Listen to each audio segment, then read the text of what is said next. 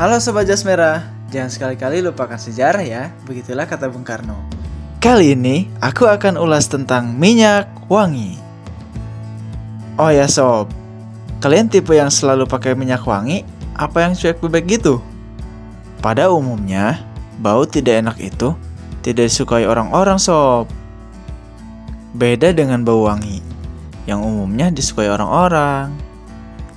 Menjadi sangat penting bagi kalian yang beraktivitas di tempat umum, misalnya di kantor, berkuliah, bersekolah, dan lain-lain. Oh ya, apalagi orang populer. Kalau bau badan kan, auto pada kabur fansnya. Oh ya, di zaman sekarang, minyak wangi tidak selalu untuk badan sob. Bisa juga untuk pewangi ruangan, mobil, bahkan toilet. Kalian tahu siapa penemu minyak wangi?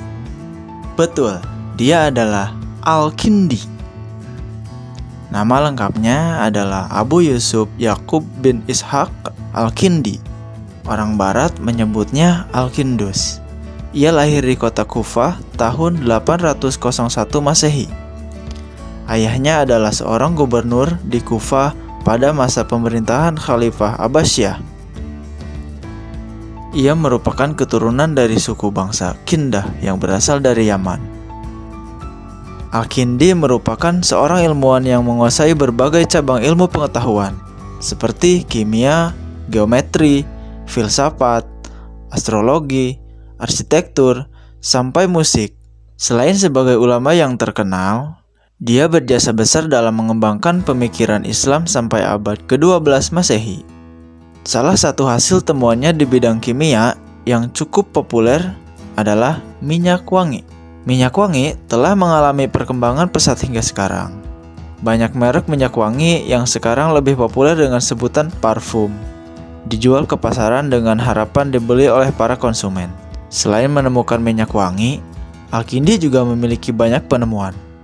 Dalam bidang teknologi, Al-Kindi menghasilkan perhiasan, kaca, dan alat perang.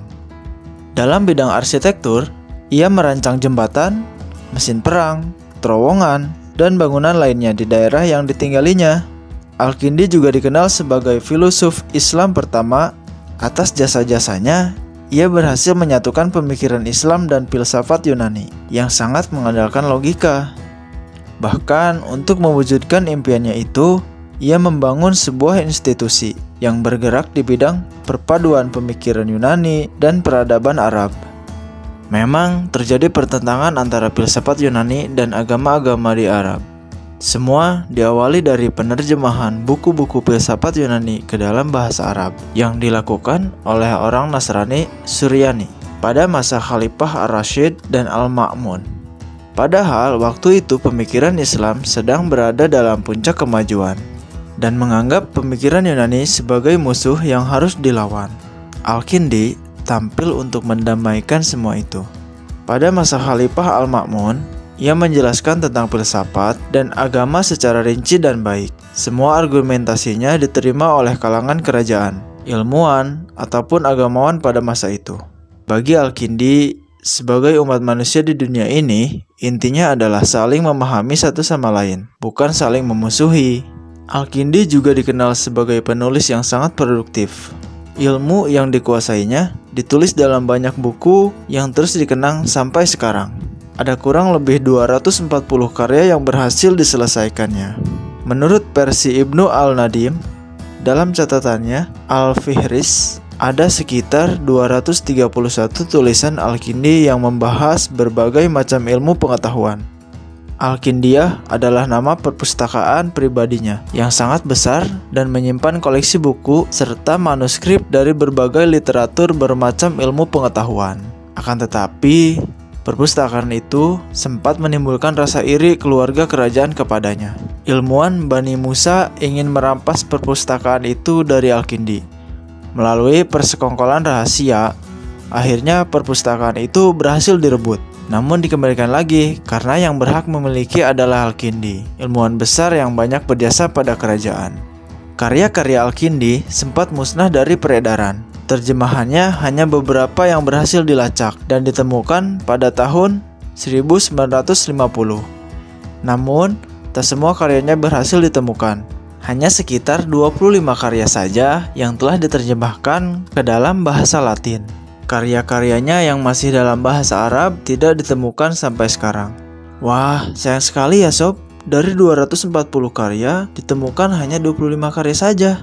Meski begitu, buku-buku itu semakin menegaskan namanya dalam jajaran ilmuwan yang berjasa pada kemajuan dunia. Al-Kindi meninggal dunia pada tahun 873 Masehi. Sebuah ungkapan yang terkenal dari Al-Kindi adalah, kebenaran dari manapun berasal dapat kita terima, karena tiada yang lebih dicintai oleh pencari kebenaran selain kebenaran itu sendiri. Wah sob, keren sekali ya Al-Kindi. Peradaban dunia tidak lepas dari karya-karyanya. Itu dia sob, sekilas tentang filsuf cerdas Al-Kindi. Ingat, sejarah hanya untuk sang pemenang. Jangan lupa like, komen, dan subscribe ya sobat, agar channel ini bisa tumbuh dan berkembang. Semoga bermanfaat ya sobat. Terima kasih.